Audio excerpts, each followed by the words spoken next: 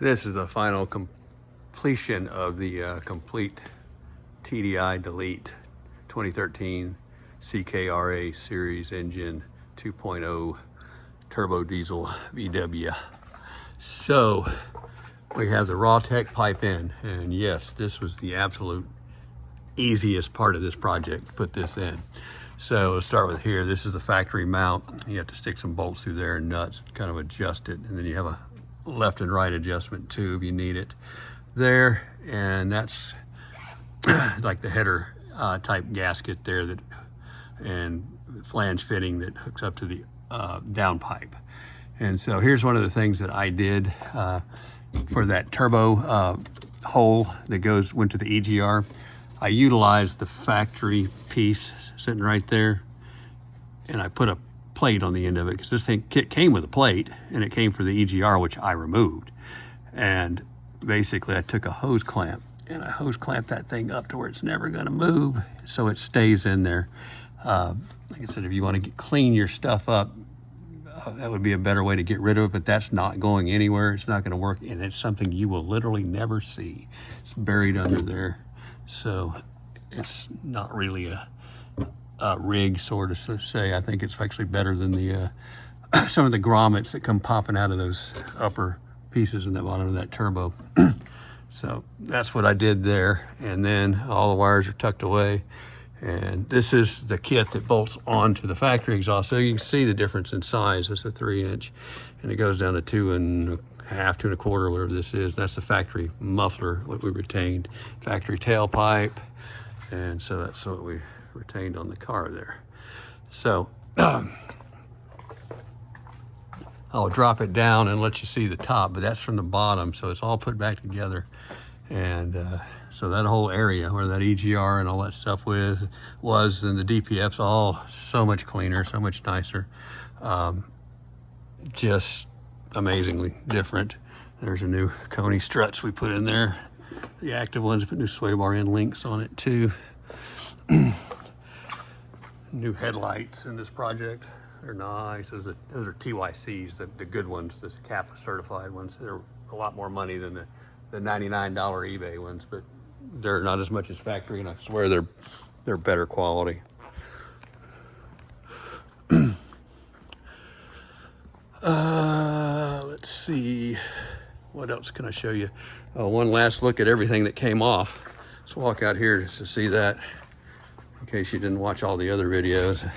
This is all of the junk that came off of this car.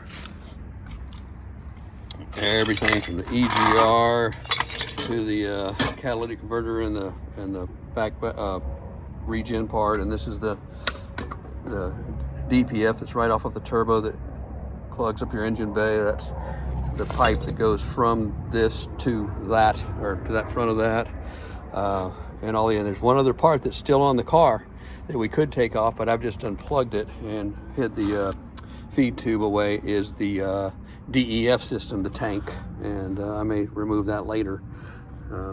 So that's all of that. So amazing engineering for pollution controllers. My code to my gate. You can come to find me. It locks in the daytime or nighttime, so everybody knows the code. So yeah, that's it. So that's the pipe. Let's drop it down and take a look at it. And from the top. But I said the last part of putting the Rawtech system on there is absolutely the easiest part. I gotta use 2 hands to drop this down.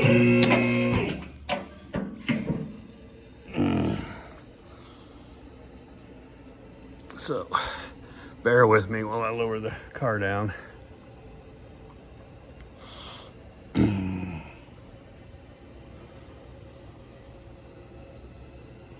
Be a good idea to cut this out of the video, but I'm lazy.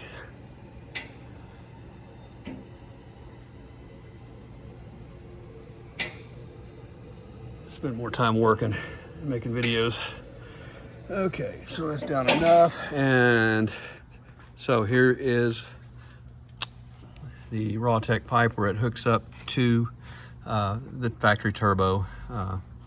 This is I think the Borg-Warner turbo, which is not known for being the best one. And some people upgrade these to the Garrett turbos. And you can see it's made in Canada. And that's the only sensor that you keep is the NOx or O2 sensor that it's off the turbo. And the rest of them you delete. And then in this video, in the information, and all my other ones show exactly what sensors that this system deletes.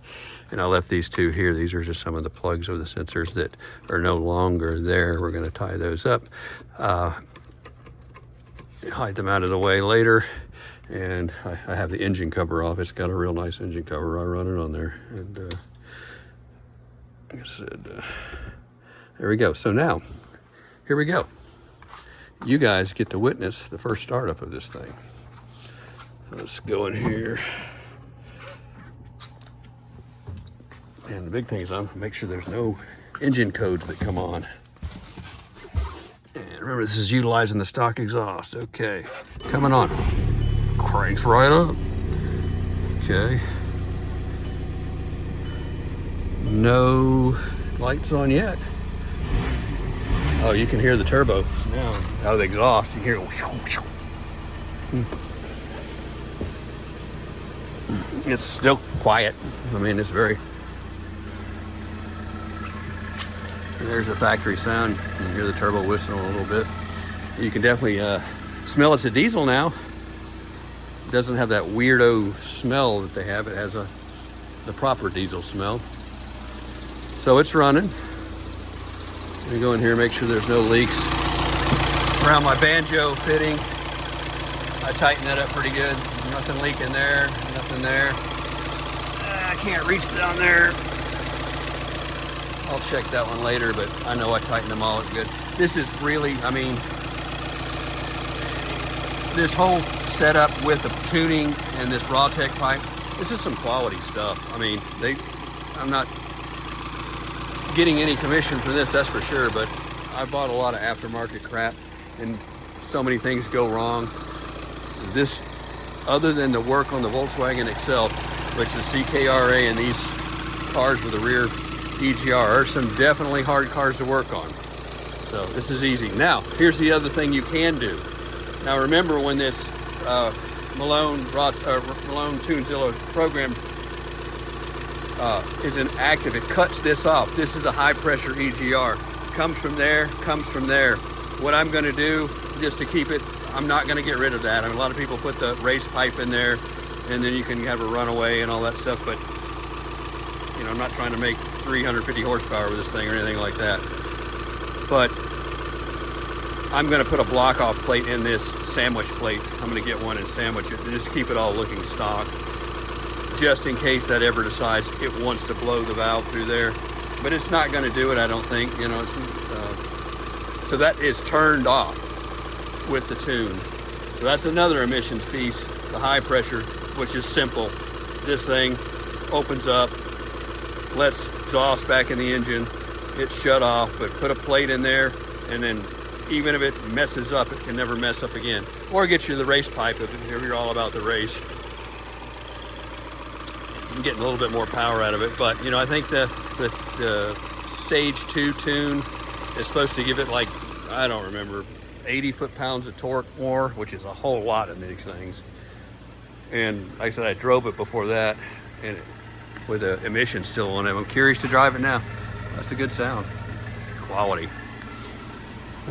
So that's the remainder of this. I'll do a segment of driving it here in a minute because this is my first run and first drive. I'm going to lift it back up and just check a few things that I've got tight and basics, and then I'll go to a test drive on this car. So this has taken about 2 weeks to do this, just mostly waiting on parts, a lot of it research and figuring out the smartest way to do it. I said it.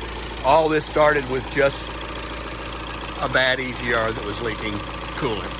And so This is where it ended up. And it ended up this way as a better car, a whole lot better car. Especially when I'm going to take it for a drive now. That's where the real test is going to be. Oh, I like the sound. It's nice. It's just very subtle, but you can hear the whistle of the turbo. I don't know if you can hear it on the video or not. It's nice.